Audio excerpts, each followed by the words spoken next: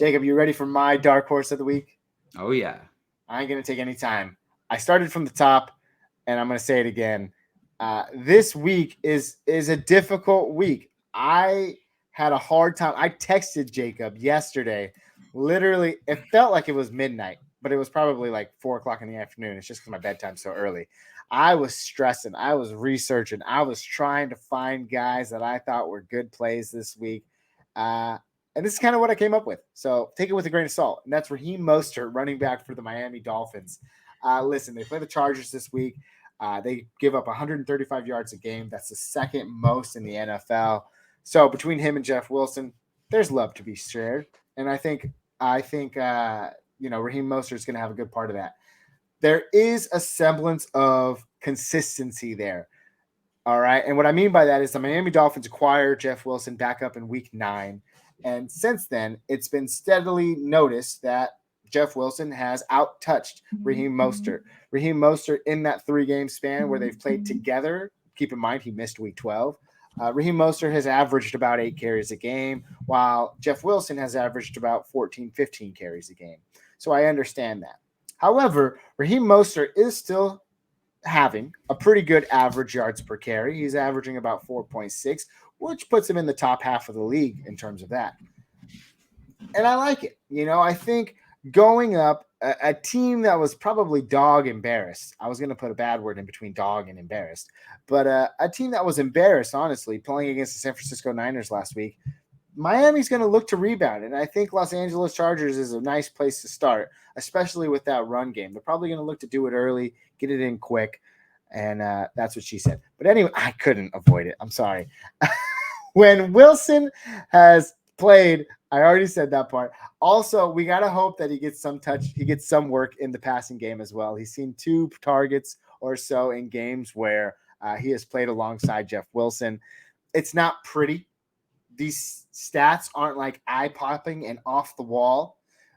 But in a week where we're missing running backs like Kamara, David Montgomery, Jonathan Taylor, you probably were starting either Tyler Algier or Cordell Patterson over the last 5 weeks. Aaron Jones, A.J. Dillon has started to come out.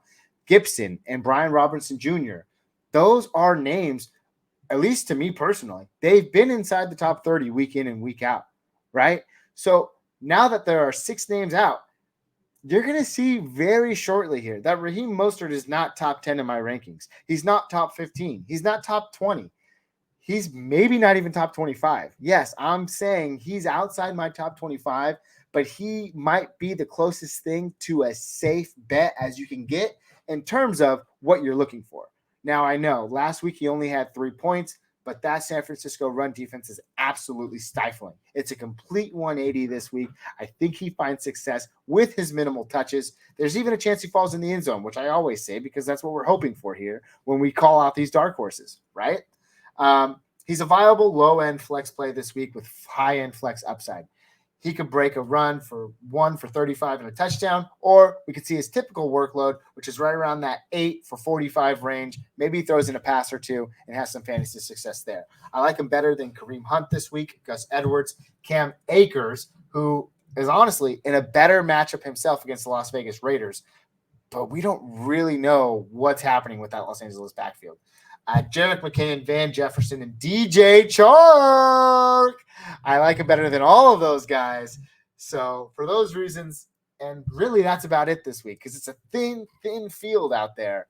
And I will say just personally too, I have Raheem Mostert in 3 leagues. I am starting him in all 3 of those leagues over guys like Gus Edwards, over guys like Cam Akers, and over guys like Jerick McKinnon. I don't really have Van Jefferson or DJ Chark shares, but I saw him in my rankings, and I thought, those might be passing as flex plays. And so those were the conclusions that I came up with. Jacob?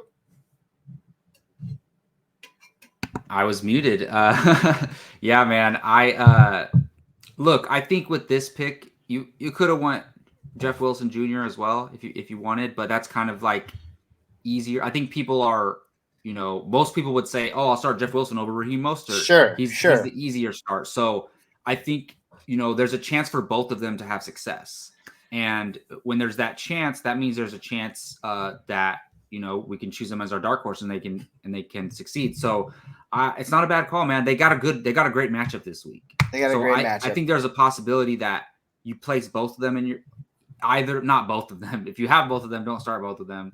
Oh, actually, this week might be the week to do it, but either of them can have a solid flex play game this week. So not a bad call. Listen, man, you ask me weeks 1 through 7, maybe weeks 1 through 8. Hey, are you a matchups type guy? And I'll probably say no. But if you ask me weeks 8 through 14 and into the Yeah, fantasy playoffs, are you a matchup guy? Yes, because that is a sizable amount of defense. Injured absolutely. players have Yeah, come back. There's been shifting. There's been movement on the defensive end. I'm a defensive guy. I'm a defensive matchup type of guy, and especially when I'm picking low end flex plays like we are here today. So Jacob, thanks for tallying off, piggybacking off me there. And that's it. Raheem Mostert, running back for the Miami Dolphins, my Week 14 dark horse pick.